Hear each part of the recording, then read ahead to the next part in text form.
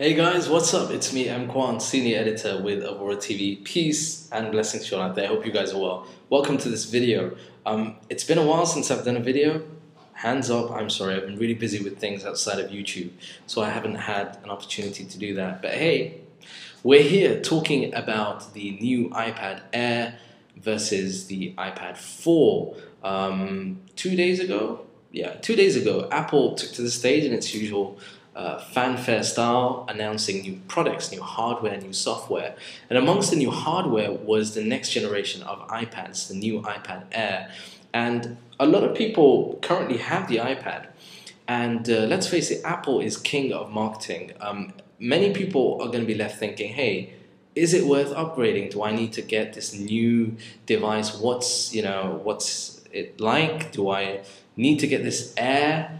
What's going on here? So one of the things I wanted to do, I got asked, in fact, to compare the two of these. Now, at the moment, they haven't been released. This is the iPad Air. The iPad Air will be released on the 1st of November for majority of the world, except for us in the UAE.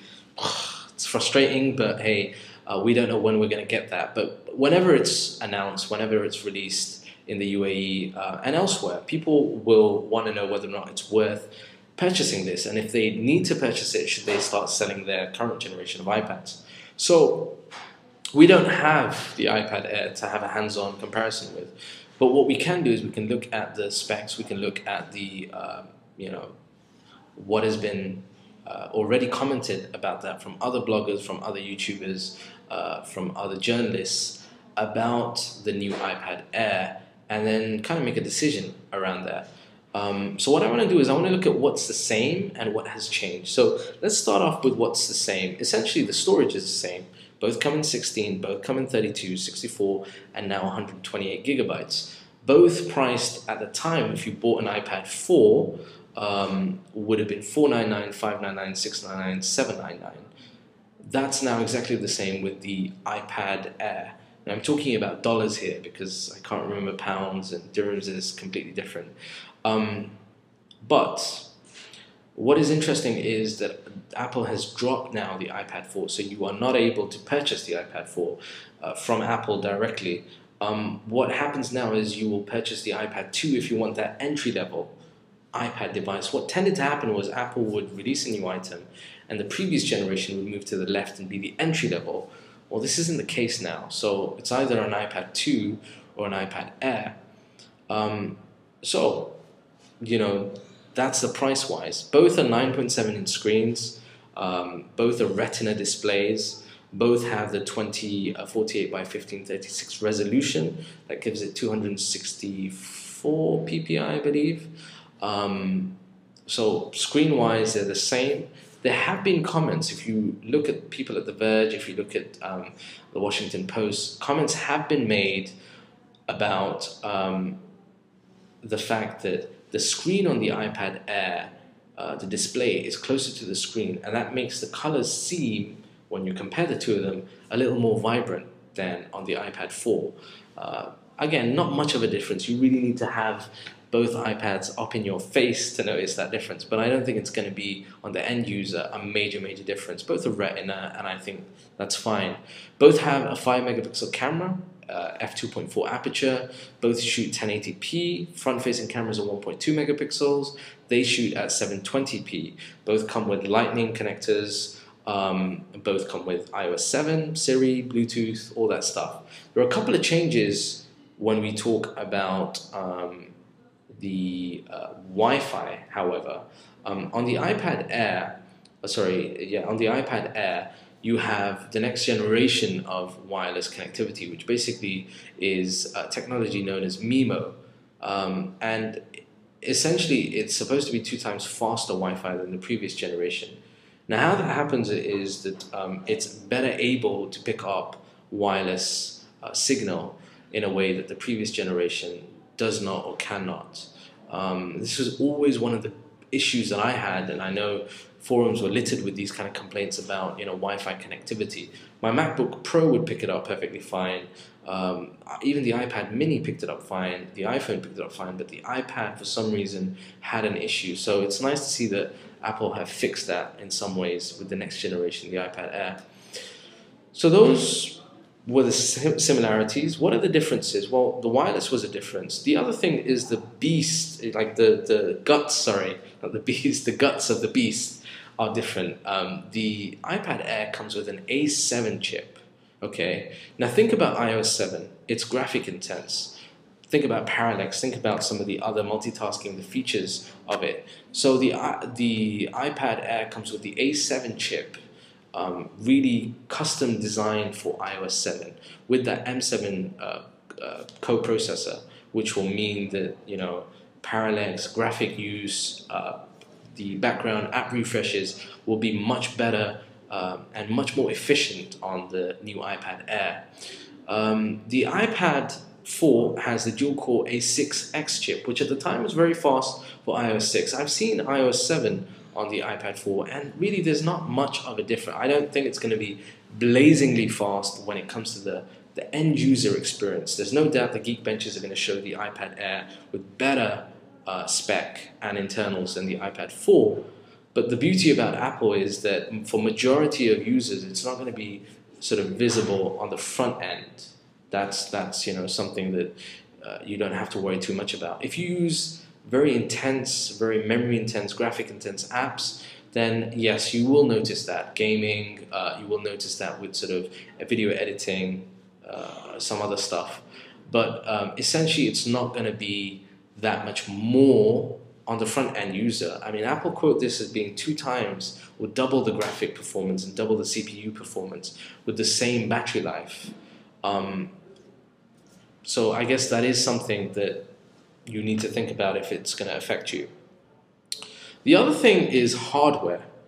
And this is probably the thing on the front end that you will notice immediately. So when they first announced the iPad Air, it looked almost identical to the iPad mini. You've got, the really slimmer bezels around the side, and the whole sort of back of the iPad Air looks very similar to the iPad mini. In terms of height, 9.5 inches compared to 9.4 inches. The new iPad Air is actually slightly shorter on that end. The width, 7.31 inches versus 6.6 inches. Again, the iPad Air, width-wise, has been cut down. And again, that's down to those sort of bezels that are now slightly slimmer than they were on the previous generation. One of the biggest issues I had hardware-wise on the iPad 4, the previous generation of iPads, was the thick bezels all around the iPad, which kind of used to bug me, but that's now been trimmed down. The depth of the iPad 4, which was thin even at that time, 0.37 inches, compared to 0.29 inches. I mean, this is phenomenal. If you look at the hands-on that are out there for the iPad Air, it's almost as thin as the iPad mini now. Now, all of this, the hardware sort of adjustments that they've made, have meant that now the iPad Air is as light as the current generation of the iPad mini, which I think is actually a USP, and there's no doubt that's partly where the Air name came from for the new name, the iPad Air, because if you look at the previous generation of the iPad, the weight was 662 or 652 grams for the Wi-Fi version. Compare that with 469 grams. That's crazy. The first thing when I picked up an iPad mini was, I thought to myself, this is an amazingly lighter device, amazingly much more portable device than the iPad 4, and I consequently sold the iPad 4. I think for me personally, the iPad size and the hardware, that slimmer bezel now, is definitely a plus point in considering purchasing this. This just means that you can use it, in a way that you couldn't use the previous generation iPad. If you use it like myself for, content creation, video editing, photography, a few other things, it became unbelievably heavy for prolonged periods of time. So that's going to be something to think about. Other than that, it's just the colors. The new darker variation of the iPad Air will come in this space gray color, very similar to what we see in the iPhone 5S. And that's it. Essentially, that is it. We've got internals have been beefed up, hardware has been streamlined, slimmed down, weight has been, completely leaned up. And as a whole now, those are the major differences between the iPad Air and the iPad 4. The question is it worth upgrading? Well, if those are issues for you and you use your iPad for content creation and even content consumption and those issues affect you, then yes, it's worth it. It's worth selling your iPad for or paying extra money for the iPad Air, then I think it is worth it. But if you just want an iPad for very basic things, you're not really bothered about, iOS 7, it works perfectly fine on the iPad. You're not bothered about, the updated sort of internals and the hardware, then hey, just sit back, relax, because it does the trick and it works perfectly fine. You don't need to worry about that. Those are my thoughts. What are you thinking? Are you going to buy one? Are you going to purchase one? There's a lot of people who are interested in getting the new iPad Air when it comes out. Me personally, I'm more inclined towards the iPad mini because for me, size-wise, that fits perfectly. But I have a separate video on that, so stay tuned for that. Anyway, leave your comments down below. Let me know what you think of this video. If you like this video, hit the thumbs up. If you know somebody that's kind of said, hey, is it worth getting the new iPad Air? Share this video with them. Sharing is caring. I hope to see you in the next video. Check out some of our other content here on the channel. And speak to you soon. Until next time, keep it geek. Peace and blessings.